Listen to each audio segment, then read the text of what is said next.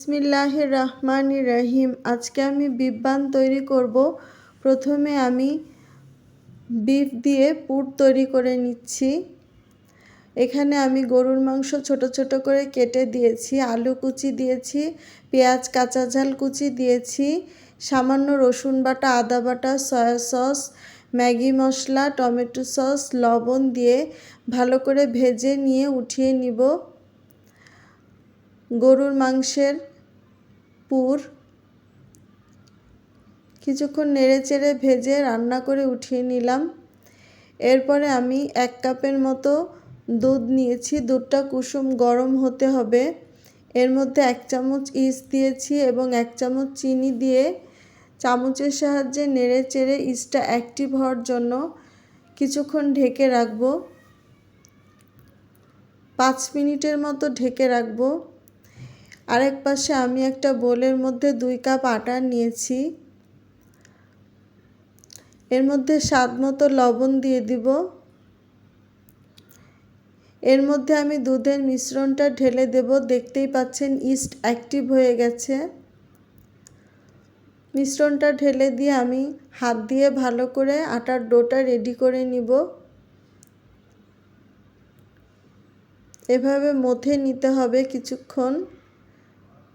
এর মধ্যে আমি একটু কুসুম গরম পানি দিয়ে দিব। একটু স্টিকি একটা ডো তৈরি করে নিব। ডোটা রেডি হয়ে গেলে ঢেকে রাখবো 1 ঘন্টা। 1 ঘন্টা পরে এটা ফুলে দেখুন দ্বিগুণ হয়ে গেছে।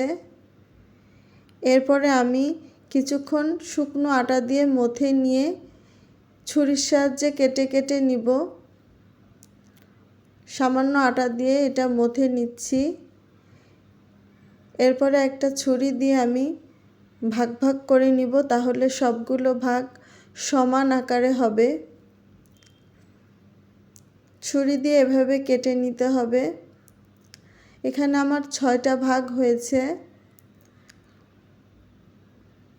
তো এখান থেকে 1 ভাগ নিয়ে আমি প্রথমে বান তৈরি করে নিচ্ছি। এর মধ্যে আমি গরুর মাংসের কিমার পুরটা দিয়ে দিব। এভাবে চেপে চেপে একটা শেপ করে নিচ্ছি। এর মধ্যে মাংসের পুরটা দিয়ে চেপে চেপে বলাকার শেপ করে নিব। দেখুন কিভাবে তৈরি করলাম।